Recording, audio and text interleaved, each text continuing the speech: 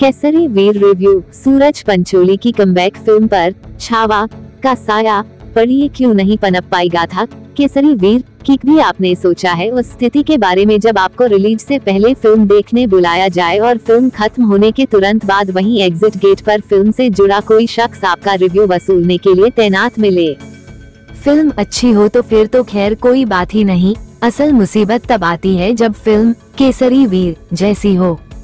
गनीमत यही रही कि मैं फिल्म के प्रीमियर पर किन्हीं कारणवश जा नहीं पाया और सामान्य दर्शकों के साथ देखने का आनंद यही रहता है कि सब बिना किसी की परवाह किए फिल्म के बारे में सारी बात सच्ची सच्ची वहीं इंटरवल में हल्के होते हुए हल्की कर देते हैं।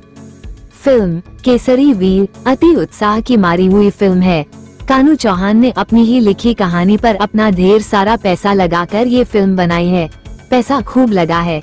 ये फिल्म देखते हुए दिखता भी है, लेकिन कैसे लगा है इसका सर्टिफिकेट भी ये फिल्म खुद ही है। किस्सा सौराष्ट्र के सपूत का। राजस्थान और गुजरात की धरती वीरता और त्याग की कहानियों से सजी हुई है। इन कहानियों को जब बड़े पर्दे पर लाया जाता है तो दर्शकों को उम्मीद होती है कि उन्हें न सिर्फ इतिहास की झलक मिलेगी बल्कि भावनाओं, रोमांच और प्रेरणा से भरपूर एक यादगार अनुभव भी मिलेगा। लेकिन कभी दर्शकों को मिलते हैं यशराज फिल्म्स के सम्राट पृथ्वीराज, तो अब मिले हैं चौहान स्टूडियो के केसरी वीर। सौराष्ट्र के लोगों ने अपने प्राणों की आहुति देकर सोमनाथ मंदिर को जफर खान जैसे क्रूर आक्रमणकारी से बचाने की जो कोशिश की, उसकी ये कहानी है। लेकिन कहानी को कन्विंसिंग बनाने के लिए जिस मेहनत की यहाँ जरूरत थी वह दिखती नहीं है, न तकनीशियनों में और न ही कलाकारों में। केसरिया विचार की कमजोर कहानी। केसरिया रंग शुरू से वीरता का प्रतीक रहा है। सनातन में धर्म ध्वजा भी इसी रंग की होती रही है और इसीलिए इस रंग का अपमान पर्दे पर शाहरुख खान की फिल्म में भी लोग बर्दाश्त नहीं कर पाए थे। बाद में अयान मुखर्जी ने केसरिया तेरा इश्क है पिया भी बजाया और अक्षय कुमार की फिल्म शंकरा की जब हाइप बनती नहीं दिखी तो उन्होंने भी अपनी एक पुरानी फिल्म केसरी के DNA से जोड़कर इसका नाम कर दिया केसरी 2। केसरी वीर और केसरी 2 की रिलीज में ज्यादा दूरी भी नहीं रखी गई और अधिकतर दर्शक तो इसी बात से कंफ्यूज हैं कि दोनों फिल्मों में आखिर रिश्ता क्या है। जाहिर है कि रिश्ता कुछ नहीं है। केसरी वीर उस हमीरजी गोहिल की कहानी है जिसने जफर खान को सोमनाथ तक पहुंचने से पहले ललकारा। केसरी 2 जलियांवाला बाग नरसंहार के बाद की काल्पनिक कहानी है। प्रिंस धीमन ने फैला दिया रायता। फिल्म केसरी वीर की कहानी का विचार अद्भुत है। ये देश के लिए, धर्म के लिए और अपनी आन के लिए न्यौछावर हो जाने की कहानी है। फिल्म के निर्माता कानू चौहान ने खुद ये कहानी लिखी और उस कहानी पर पटकथा लिखने का मौका मिला क्षितिज श्रीवास्तव को। लेकिन पटकथा ने ही इस फिल्म में दिमाग का दही किया है और इस दही का रायता पूरी फिल्म में फैलाते रहे हैं फिल्म के निर्देशक प्रिंस धीमान। प्रिंस का निर्देशन उनके टेलीविजन सीरियलों जैसा ही है। उन्हें टीवी और फिल्म की फ्रेमिंग का मूल अंतर नहीं पता है। वो सब कुछ कैमरे के पास होते हुए दिखाना चाहते हैं।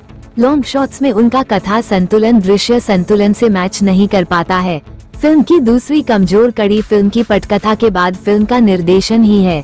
अति नाटकीयता के शिकार हुए कलाकार। इसके बाद आती है बात भगवान सोमनाथ के मंदिर की।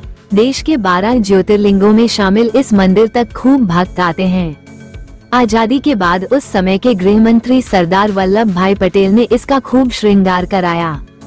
अब भी मुगलों की बात चलती है तो सोमनाथ को 17 बार लूटे जाने का जिक्र ही जाता है। यहाँ भी फिल्म का असल मुद्दा यही है। लेकिन जफर खान की हमीर गोहिल से लड़ाई दर्शकों को भावनात्मक रूप से जोड़ नहीं पाती।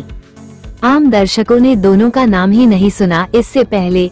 बीच में कहानी हमीर और राजल के प्रेम की भी आती है। इतनी गंभीर बात के बीच प्रेम के सुर बजते ही फिल्म बहक लेती है। उसे फिर से पटरी पर लाने के लिए भीलों के सरदार बने सुनील शेट्टी भी हैं, लेकिन उनका आभा मंडल अब किसी फिल्म को समेट कर रख पाने जितना बचा नहीं है सिनेमा में। यही हाल अभिनेता विवेक ओबरॉय का है।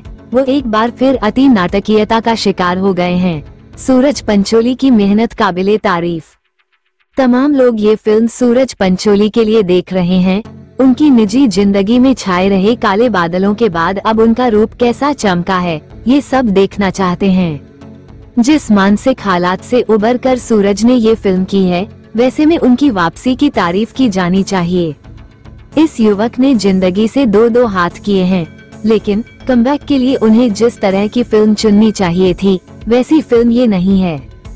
कथा, पटकथा, निर्देशन के अलावा फिल्म अपने संगीत में भी खास कमाल दिखाने से चूक गई है। हालांकि इसके लिए मोंटी शर्मा जैसे दिग्गज का नाम यहाँ शामिल है।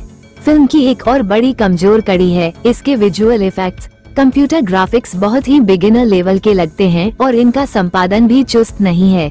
एक महागाथा बन सकने लायक विचार को दोयम दर्जे की राइटिंग और बहुत ही पठार निर्देशन ने फिल्म केसरी वीर में मार दिया है। ऐसे ही वीडियो देखने के लिए हमारे चैनल को सब्सक्राइब करें। धन्यवाद।